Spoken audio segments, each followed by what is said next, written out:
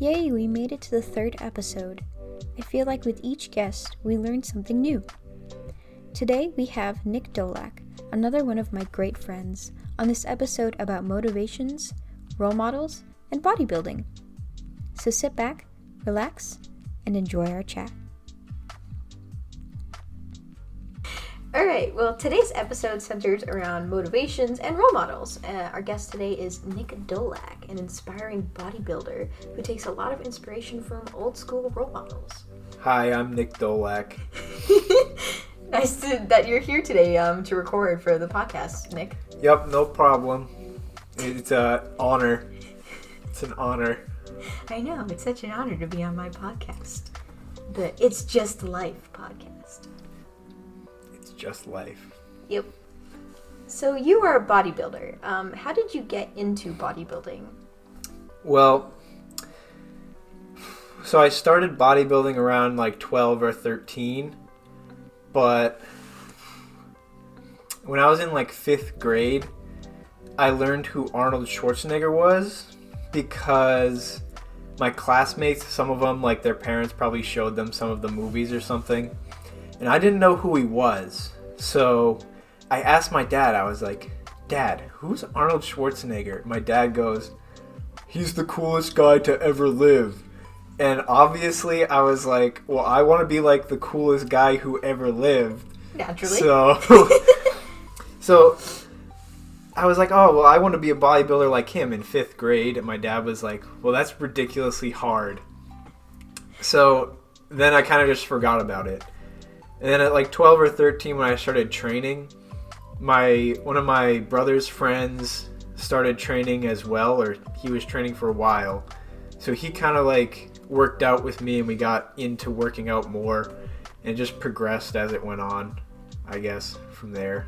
Sounds good. I mean, you were kind of, were you more of like infatuated with him? Like you were like, this guy is awesome? Or what was your first your first time seeing him on the screen? Your reaction? So I didn't really see many Arnold movies until like later in my lifting career. So like as a kid, I kind of was like, yeah, Arnold's cool and all that. And then I never really looked at any of his stuff. I just kind of like started lifting. And I did a lot of like the mainstream stuff, like taking supplements on Instagram and all that BS.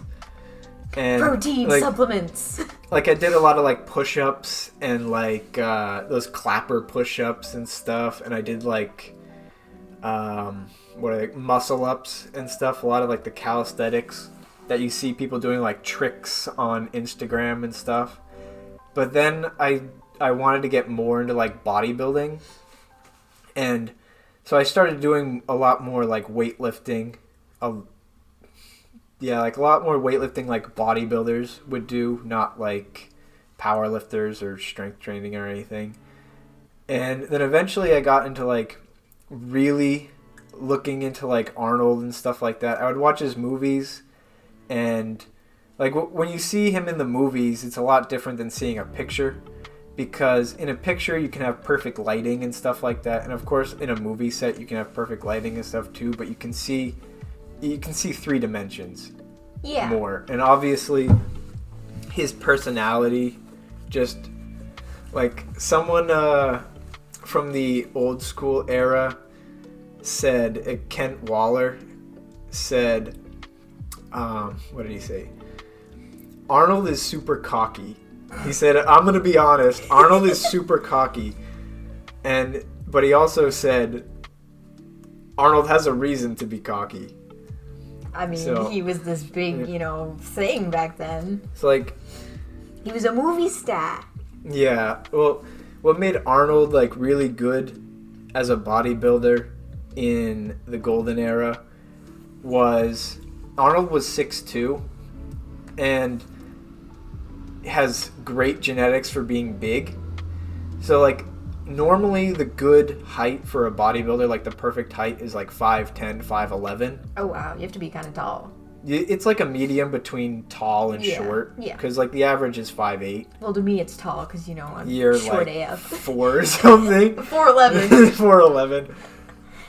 But because if you're too tall, you're too lanky. Yeah. If you're too small, there have been really small bodybuilders that were like 4 foot who've won competitions. Oh, wow. But you just don't seem as impressive when you're super small. Yeah. Because you don't have a lot of mass to ogle at, I guess. But Arnold had like the genetics to be really big. Oh, wow. And of course, the starting of the use of steroids in the golden era obviously helped him be bigger than he would have been naturally. But and then he also had the aesthetics of golden era. So yeah. So, like, what kind of more drew you to him? What was the defining factor about him? Was it that sort of persona that you saw on the movie screen? I think it's his personality in general, because Arnold will do whatever it takes, literally whatever it takes to win.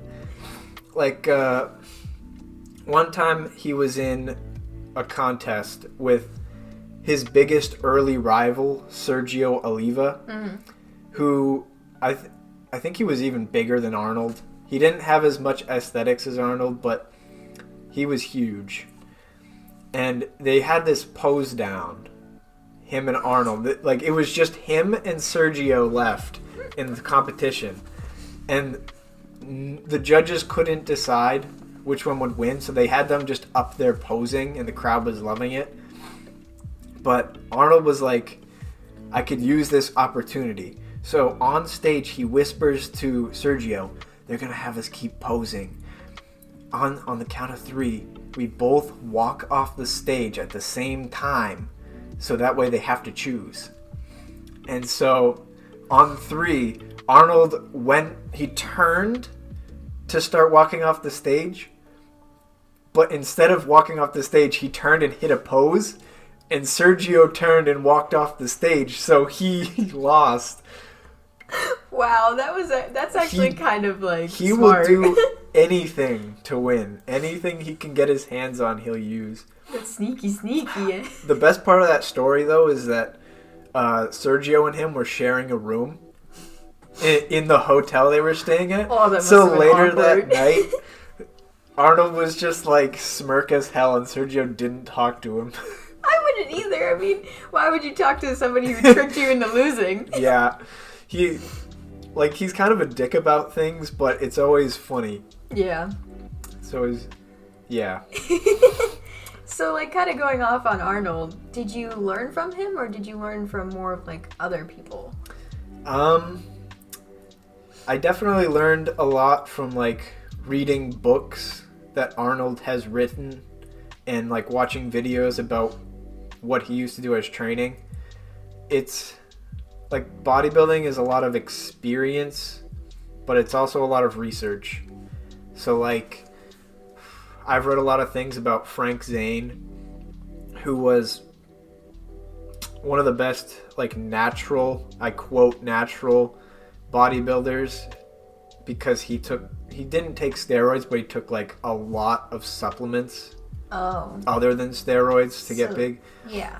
Does supplements not mean like you're natural completely, or is it? In my opinion, natural bodybuilding is I eat real food, that's it. And then unnatural is you take like creatines, you take like maybe if you take a multivitamin you're still natural. So if you're taking like a ton of pre-workouts and like Frank Zane used to take 50 liver pills a day. A day? He'd take over 100 pills a day. Why? So that's why I call him unnatural. But yeah. He didn't take steroids, but like liver pills have... Because the liver is such condensed with nutrients that he thought if I eat the more nutrients, then I'll have a better time building muscle. If I just overload my system with nutrients. Did it work though? Yeah.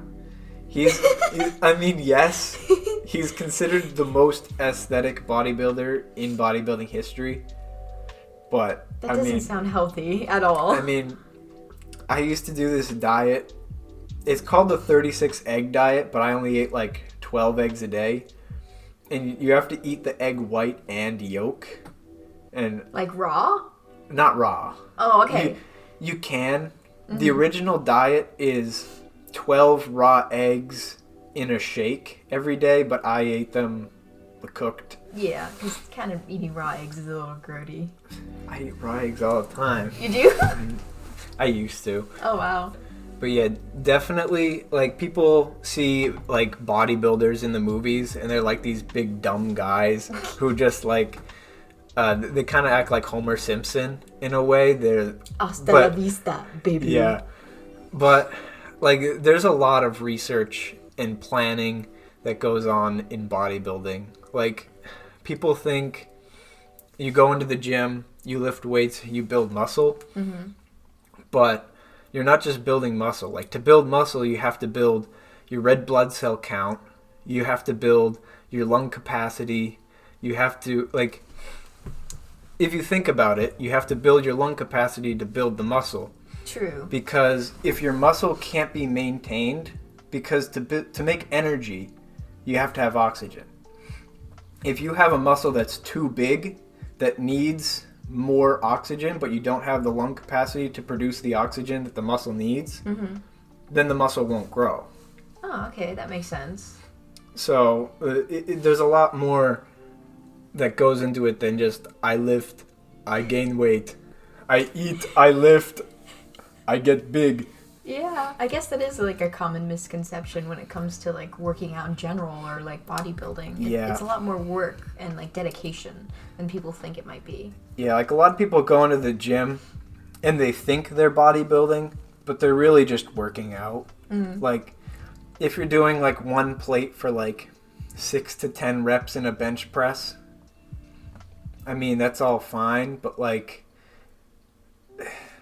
the way I like to describe it is if you're doing a lift and towards the end of the lift, if you finish and the muscle is fatigued, but it's just tired, that's it, then you're just working out. You're doing like strength training. You're not bodybuilding. Mm-hmm. If by the end the muscle is burning, like if you're doing a plank, eventually the abs start to burn. Mm-hmm. So if you're working out and your muscle starts to burn and you're pushing through these burning reps, that's what bodybuilding is. Oh, wow. It sounds kind of painful. Yeah. So people think that if you lift more, you gain more muscle. But it's actually if you drop the weight and instead of doing that one plate for like 6 to 10 reps, if you drop it down to like a 25 on each side, and you try to get towards like 20 reps, and these are like not quick reps either, like slow reps to 20, then the muscle will start burning around like 15 reps. Oh, wow. Unless you're like super strong, but then you're doing strength training anyway. I never knew that, that's actually pretty interesting to think about. When I'm working out, I'm normally just, when I'm lifting weights, I try to do as many as I can because like I'm not trying to build muscle, but yeah. Like trying to get strong. People, well, like if you're strength training, which is a whole other ball field than bodybuilding. Oh, wow. If you're strength training, you're going like 1 to 6 reps probably in your entire training program. And you're just trying to hit heaviest weight as possible. In bodybuilding, you're trying to do, it's not really a program almost, like strength training is like a definitive program. Like I do this week, this next week, this next week. In bodybuilding, you have your program, yes, but it's like this week I'm going to do one plate for 15 reps. Next week I might do 25s on each side and try to get like 25 and then go to, you always have to like do something different to shock the muscle. Oh, wow. That was one of Arnold's favorite sayings is you got to shock the muscle, shock the muscle, shock the muscle. Wow. Yeah. So when people think of like bodybuilding, they usually think of just going in the gym doing some bicep curls. But it's a lot more than that. It's a lot more dedication than that. Yeah. So actually going back to Arnold, did his acting help motivate you, and like what were your favorite movies? Well, my favorite movies are I'm only going to pick one Terminator movie. Mm-hmm. Terminator 2. Just because of the bar scene. If you haven't seen it, obviously go watch it. It's the most badass scene in movie history. There's no debating it. I don't care.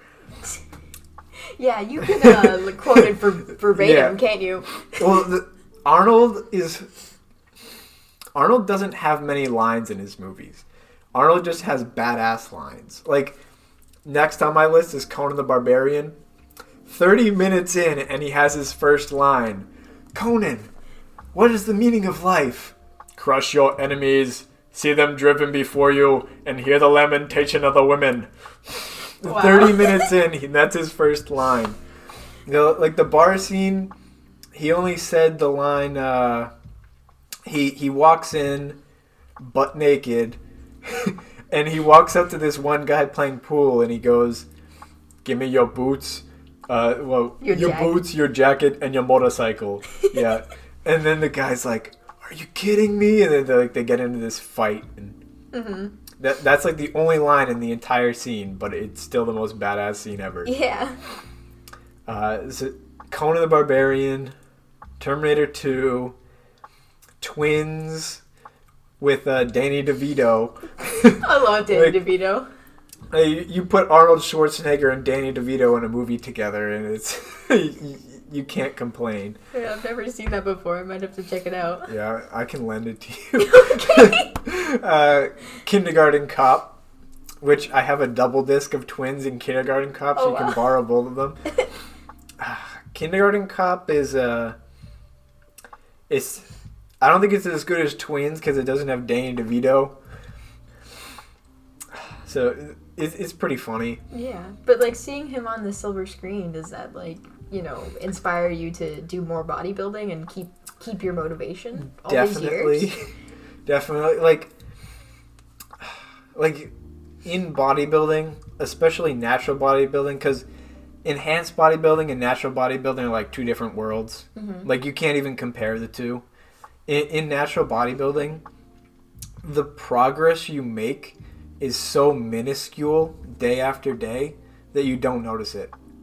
So you have to be able to see it in the future. You have to be able to say, okay, I'm going to work out, and eventually you'll be able to see progress, but it's so small that you might not even notice it. Mm-hmm. So that kind of like weighs on your mind a lot because you're putting in a lot of work, but you're not noticing any change. Yeah. So, a lot of times you're like, I'm working all the time. I'm doing so much, and I'm not making any gains. But the important thing is to just keep going and see yourself in the future, and you just have to keep putting in the work. Yeah. It's I don't know. It's kind of like school, how you're not guaranteed a job really, but you keep doing school anyways, so that you in hopes of getting a better job. Yeah, in hopes of getting those gains. Yeah, in hopes of getting them gains. Mm-hmm. Yeah, so having that sort of source of inspiration where, you see Arnold and you're like, dang, I want to look like him. I'm going to keep working hard. But on to Arnold, was he also a natural bodybuilder? Or you mentioned him taking steroids, but didn't he, stop him? So, from a young age, Arnold took steroids because, so obviously, if you don't know anything about Arnold, I'm going to be sad, but Arnold was from Austria, and it was right after World War II, so the country was really poor, and Arnold just wanted to get out of Austria, and the two factors, he saw in school a documentary of America with all the skyscrapers and stuff, and he was like, wow, America seems badass. I want to go there. And then he read a magazine, which was a muscle mag. They used to have these old school magazines called Muscle Magazine. They would have all the bodybuilders on. But he saw Reg Park, who was like the silver era Arnold. Like bodybuilding is in like 4 different eras. Bronze era being the oldest, Silver era, Golden era, and then Modern era, which is after Arnold up. So Reg Park was like the Silver era Arnold. He was huge, obviously not as defined. Technology wasn't as great back then. But so Arnold saw that and he was like, so if I use bodybuilding, I can eventually get so good in bodybuilding that I can get a flight over to America. And that's how he decided. Oh, and on the cover of the Muscle Mag, Reg Park was playing a movie, Hercules. He was playing the lead role in Hercules. Yeah. So Arnold was like, that's what I'm going to do. I'm going to become a bodybuilder, go to America, get into movies. And so he was training from the age of like 16, and they were doing it at a bar. It was basically just like a lifting club. Oh, wow. And he said to himself, I have to take steroids because I'm not going to go into this with a disadvantage. Because back then they didn't know anything about steroids. Like, they didn't know they had... It was like smoking. People used to do it all the time, but they didn't know the downsides to it. Yeah. So he just took steroids, and he was like, I mean, I can't win if I don't take them. Because literally everyone was taking them back then. Oh, wow. So, I mean, literally everyone takes it now. So he started around 16 or so. I mean, I don't have proof that he doesn't still take them, but I mean, he doesn't look like he takes steroids now. Mm-hmm. And also with all this heart problems he has now, I'm positive he doesn't take them. Yeah.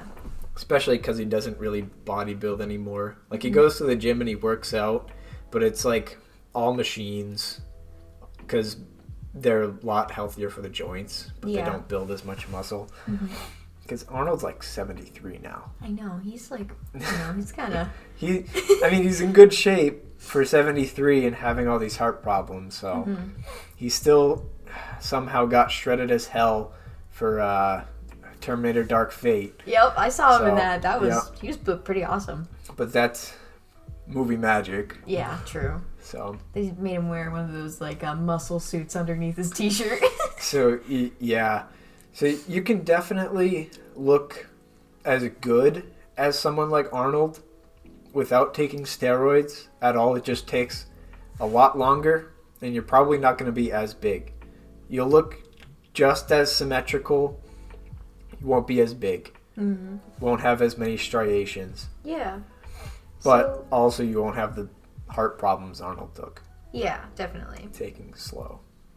So, like, that's definitely one of the major struggles of being a natural bodybuilder is that it takes a lot of time. Yeah. Is there any other things that, like, make it a little harder for people? I think the biggest thing in natural bodybuilding is just you're a lot weaker.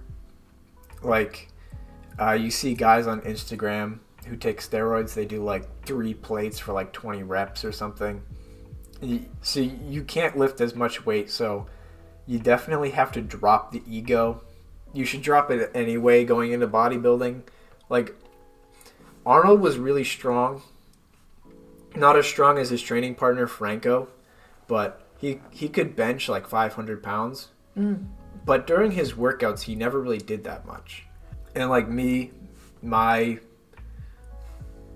strongest is probably like 2 plates. But I never go to like a plate and a half. I always just go reps. So I think the biggest thing is drop the ego, which is definitely one of the biggest things. And the progress just taking so long. Yeah, that does seem tough. So... kind of going off on that, how has the community changed since the days Arnold walked the stage? Or is it the same, essentially? Not the same. No? After Arnold came over to America, basically the entire lifting community was just Gold's gym, where he trained. And there was also Vince Gironda's gym, but nobody knows who Vince Gironda is. I'll just leave that out. It wasn't that big anyways. It was just kind of a side gym. He was big. Vince Gironda was big in like the Silver era. He came up with a lot of like a lot of diets that are fad nowadays. He pretty much came up with like all of them. Oh wow, I didn't know that. Everyone credits themselves for making them. They changed the names. Try my new diet. Yeah, he came up with like the grapefruit diet, the 36 egg a day diet and stuff, but no one knows who he is anymore. Yeah. Yeah. Oh, poor guy, lost in history. Yeah. But Gold's Gym was basically the entire bodybuilding community. Arnold and his training partner made a business together in construction. It was right after like an earthquake happened, so there was a lot of like rebuilding walls and stuff that they could do. Oh wow. Funny story, Franco. So in Italy, they put broken glass on the top of walls, cemented in, so that when people try to come over, they cut their hand. But that's illegal in California. What? And Franco would always put the broken glass on top of the walls, and Arnold would be like, dude, that's illegal, stop. And then Franco would always just put the glass on top and the cement. Every so often they'd have to come back and redo walls because it was illegal. Wow. Yep. But yeah, he would work, and then in the afternoons after like taking college, because people probably don't know that Arnold went to college for a long time. Yeah, because he was the governor of California for a little while, right? You'd have to have some education in your background to do something like that. He even has his own college. Wow. But, yeah. So that's unexpected. Yeah, Arnold went to college, took a ton of English classes because he didn't know how to speak English when he first came over. Oh, that makes sense. So he took a bunch of English classes. Then he later on he went to school to be an actor, obviously, until he got Conan the Barbarian. But like today, you look on Instagram and it's all this bullshit. It's literally just all this bullshit. It's a Vanity Fair. Yeah, like you can imagine Arnold took. There were only like a couple types. I'm not really well versed in like steroids and stuff because I don't take them. Mm-hmm. But there were only like a couple of types of steroids. There was basically one for bulking, one for cutting, and like one in between. And Arnold would switch between them. Nowadays, there's like infinite numbers of steroids. Not even steroids, but there's like different types. Yeah. Like steroids, which a lot of people don't know, they naturally occur in the body. Mm-hmm. And hormones, they take like tons of insulin injection because that forces carbohydrates into your cells. Oh, wow. So they just basically like overdose insulin shots. They take SARMs, which I'm not even sure what they are. Like they take testosterone. That would be a hormone. Yeah. They just take so much stuff. And you can see it too. Like if you look at them, like they take a lot of human growth hormone. Oh, wow. And human growth hormone basically is like an arch, like in how much you produce in your life. So like when you're a kid, you don't really produce a lot, but then you start producing more and more and more, which helps you grow. And then you stop producing it a lot when you get older because you're not growing anymore. And the human growth hormone forces your entire body to grow. It's not just muscles. Like your head grows. There was this one guy, Rich Piana or something like that. I didn't really follow him, but he was popular. He stated that his head grew 3 hat sizes. That's insane. And it's not even the head. Their intestines grow too. Their long intestine gets bigger. Is it permanent? Permanent. What? Yep. That's crazy. And that's why a lot of them have like bubble gut. Why they have those huge stomachs. Yeah. It's because all their intestines and stuff are growing. Oh. A lot of them have like there's this thing like when women get pregnant, like their middle ab can split. Yeah. Because of the stomach growing too much. Yeah, I've seen that. A lot of them have that. I think like 90% of the bodybuilders on stage for the Mr. Olympia have the pregnant ab split. Do you think people go around rubbing their bellies like, when's the baby due? I think it was like 2 Olympias ago. They couldn't even control the bubble gut because, like, on stage, they, of course, try to suck it in as much as possible. Mm-hmm. But, like, they couldn't even, like, breathe. They were, like, trying to suck it in. And it's like wearing modern-day corsets, essentially, for men. Yeah, and, like Arnold could just pull off his shirt, not flex at all, and just look, like, perfect. He looked symmetrical, defined. You didn't even have to flex. Guys nowadays, they're way too big. There's like rules about aesthetics, mm-hmm. and one of the rules for bodybuilding aesthetics is that you can't go past a certain size for your frame to still be aesthetic, because then there's too much mass on your frame. Yeah. Which, I mean, I guess is in some people's opinion, of course, but... Yeah. The definition of beauty changes with each generation. I still think that they've kind of separated into another genre of, like, mass monster. Yeah. Instead of actual bodybuilding, because they kind of... Like, some of them still do, like, some aesthetic training, but they're... Like, you can't even argue that they're aesthetic as the golden era bodybuilders. So I think they're just another class now. It's become a different thing, essentially. Yeah. People are taking so many different kinds of drugs now that it's just... They're having all different effects. They're way too huge. Yeah. And, like, if you look at their skin, like, it almost looks like chalky, like dry. Huh. Because they take stuff to squeeze out the water from in between their skin. And, like even Hugh Jackman plays Wolverine. Mm-hmm. He did, like, a dehydration diet to get all shredded for the competition. They take, like, drugs to squeeze out the moisture? Yeah, the water. So, like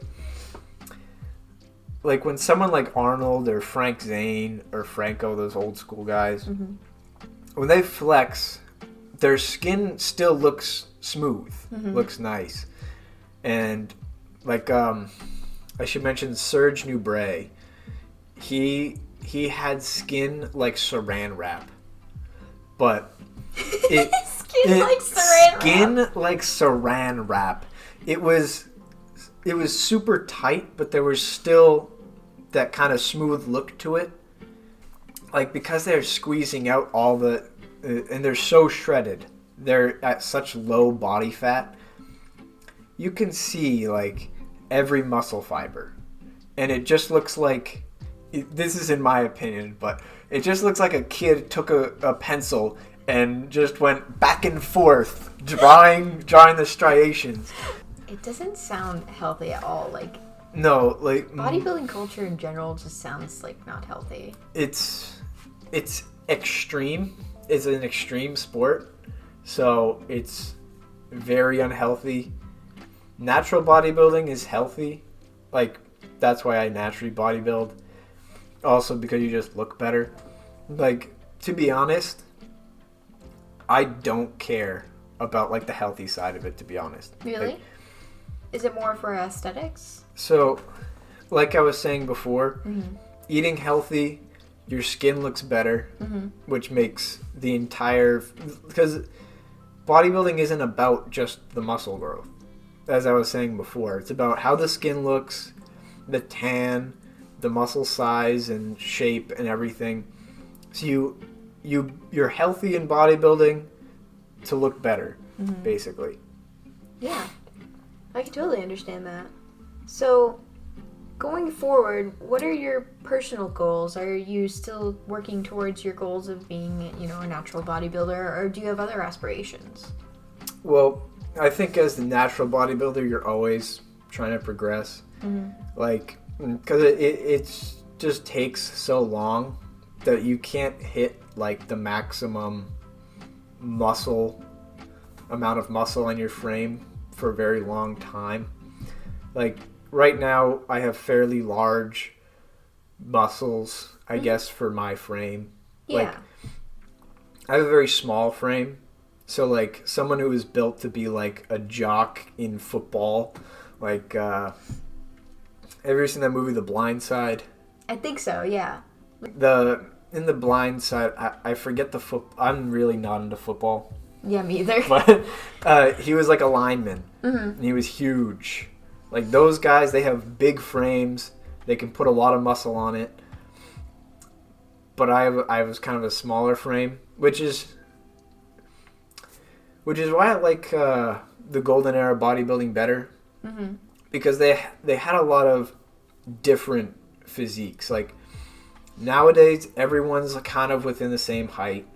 I mean, in the Olympia. In other competitions, there's taller people, smaller people. But all the pros are the same height, basically the same size because they can't get any bigger. And they all just look like mass. There isn't any, like, uniqueness. My personal goals is definitely to just continue to try to get the best physique possible. Because, I mean, yes. Because, like, when I was a kid, I worked out, and, you know, after working out for a little while, I could basically just do anything to be healthy. Mm-hmm. And I was like, well, you got to keep working out, so might as well continue to progress instead of just going to the gym and just working out and doing nothing really, just maintaining. That's boring. Yeah, it does sound boring. You might as well do something every day to progress. So my goal is basically just to get as the best that I can. Mm-hmm. And I don't really like increasing, like, strength. I don't really care for that. I care about, like, more of, like, the artistic side, trying to shape the muscle into something different, into something that looks a lot better, trying to build, like, grooves, striations in the muscles. That's basically. Yeah. And then I also wanted to, you know, try to get more people, because you can get people to the gym. Yes. Like, there's a lot of people that go to the gym, and those people don't know what they're doing. Like a lot of people think that it's hard to get people to the gym, and that's why, like, no one's like Arnold and stuff like that. Lots of people go to the gym, but they go in and they think, all right, I'm going to just do what I see other people doing. And, like, I see all these people in the gym, and I'm like, I'm crying on the inside. Well, like, nobody's really well informed. I mean, you have this idea, you see it on social media, like, dang, I want to look like that person. Well, I got to go to the gym, and as long as I keep doing the same routine, I'll get to that body that I want to. And it's a lot more than that, I feel like. Yeah, and on social medias and stuff, people are trying to do all those cool tricks and stuff like that in their videos, and a lot of them are just not good workouts. They want quick results. Yeah, even the people that don't really care about the quick results, because I see people doing like so much swinging in the gym. Oh, swinging? Like, they swing the weight. Oh, okay. So okay. like when you're doing a bicep curl, I think is the best. Mm-hmm. I'm going to say barbell curl. Mm-hmm. You got to stand straight, because when you're swinging a heavy weight up and the arc that it makes, you have to have the ab strength to be able to resist the weight coming up. Mm-hmm. You got to flex the quads, flex the glutes, flex the hamstrings, and then you bicep curl, and you come up and you squeeze at the top. You squeeze. And then you let it down kind of slowly, and you come back up. A lot of people will, because you have to go all the way down, all the way back up. If you're just doing half of the rep or 3/4 of the rep in everything, then it's not going to help you as much. Yeah. So, like, kind of going off of that, you're, like, you have a lot of knowledge of, this kind of stuff. I know you're kind of going to school, you're learning more about it. Is that more for your personal gain, or is that to help other people? I mean, because I'm literally, like, this is my last semester till I get an associate's in exercise science. And I think it's more for me, basically. Like, I've tried helping a lot of people work out in the past, and, like, if you want to bodybuild, it takes lots of dedication. Like, you have to really want to do it instead of just working out. Because you have to be in the gym every day for, like, a good hour. People have all these, like, 30-minute workouts. Or 15-minute hit workouts. Yeah, even Jeff Cavalier with his 6-minute workouts, which are awesome workouts, but you have to hit the muscle like 4 different workouts for at least 5 sets each. It's going to take you an hour and a half. And a lot of people, even if they are there that long, are on their phone. I will help anyone who asks me, like, questions and stuff like that, but I don't really know anyone else who really bodybuilds. Yeah. They work out, but they don't really go as hard, bro. Well, if anybody who's listening is a bodybuilder in the Massachusetts area and wants a bodybuilding buddy, we got Nick Dolak right here. I go to Crunch Fitness. You can meet me there. Yep, you guys can start a wonderful bromance. Well, any advice you could give to people to help stay motivated on their, to anything, Well, I think, one of the reasons why I like bodybuilding is it's very physical, but what people don't think is it's very, like, you have to have a strong mind. It works your physical and mental ability. You can feel like you really want to give up in the middle of that plank, right? But you know that you have to keep going. So I think you really have to build that ability to push through doing something that you know you have to do. Because a lot of times it's a lot easier to just say, I'm not feeling good today. But you gotta push yourself, I like to say the bad days are the best chances to grow. Oh, wow. Because you have to train to failure when you're lifting. Like, you go until you literally can't do another rep.